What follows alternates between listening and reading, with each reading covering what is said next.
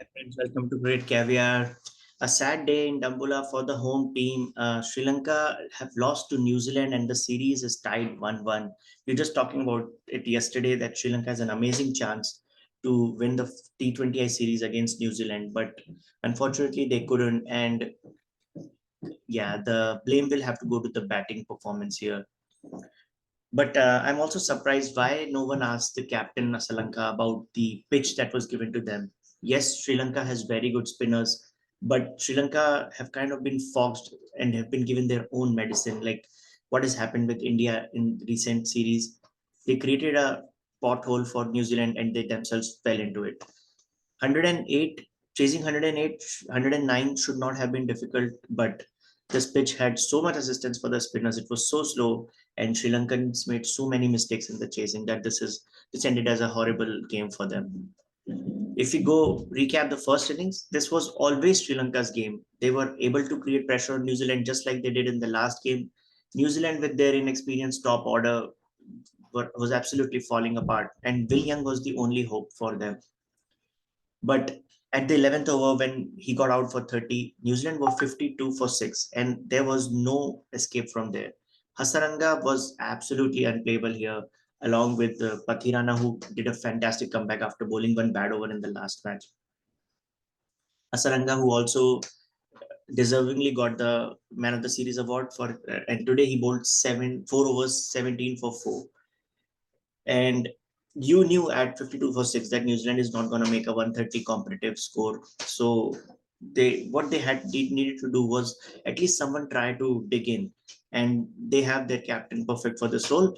Mitchell Santner made 19, Clarkson made 24, and then they somehow pushed the score over 100. But at a half mark way, if I had to give any chance to New Zealand, I would not have given it. I was 100% sure Sri Lanka is going to chase this easily because 109 is a very small score. Even though New Zealand is known to defend very low scores, they have the lowest they have defended before today was 125. I think that was probably against India. But defending 108, like that takes some luck and a very bad batting from the opposition, which Sri Lanka did.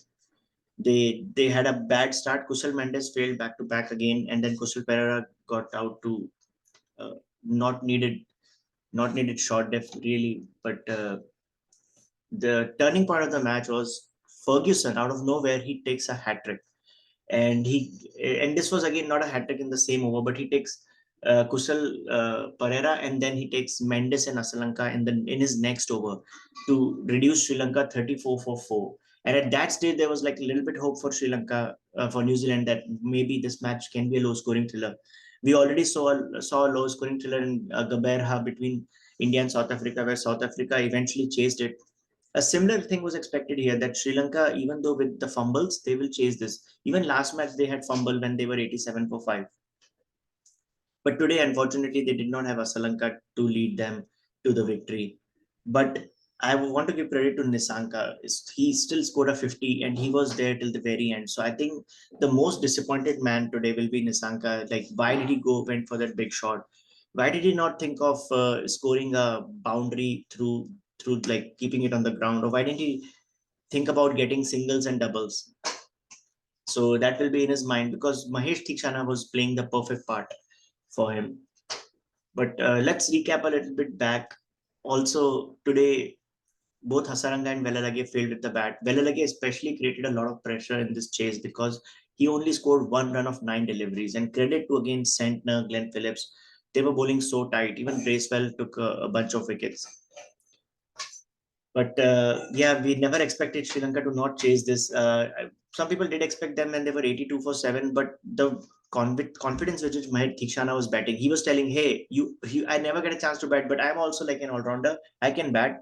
And he showed such a good mentality with batting with Nisanka, not letting the pressure come to it, and they were managing like 6, 7 runs over, so that the chase was never out of control.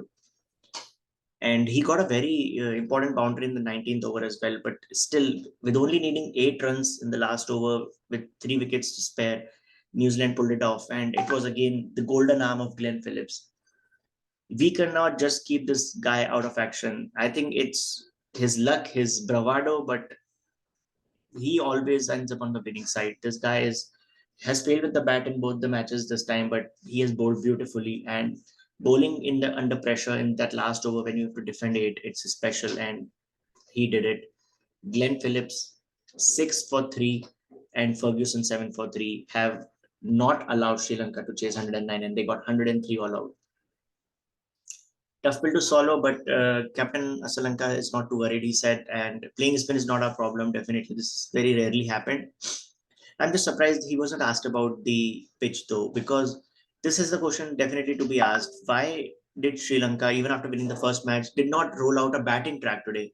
They should have really tried to put a batting track today, get some runs. The batters did so well in the West Indian series. Why did you not show enough confidence in their batting ability? Why you just wanted to, humiliate New Zealand by spinning at them? And what happened now? Santner, Phillips, these are all very good spinners, especially in the shorter format, and they got back to you, and you got 103 all out. So it's a sad night. Like Sri Lanka could have won this 2-0. We talked about it. It's been like I think more than a decade when Sri Lanka hasn't beaten New Zealand in the T20I series. They always somehow lose them, and this again is a tied series now. But yeah, we are very much looking forward to the ODI series now. That's what the captain of Sri Lanka said. And Mitchell Santner, like we know his personality, he said, even with 108, I just told my side to give a good fight and try our best to not let Sri Lanka win easily. And that's what the spirit of New Zealand again. With that spirit, they were able to defend this. So credits to them. They have defended 108 against this strong Sri Lankan team at home, a team which had 8 or 9 batters. Again, you can question where these batters are batting because I feel Asalanka is good at number 4, but he's playing 5 today.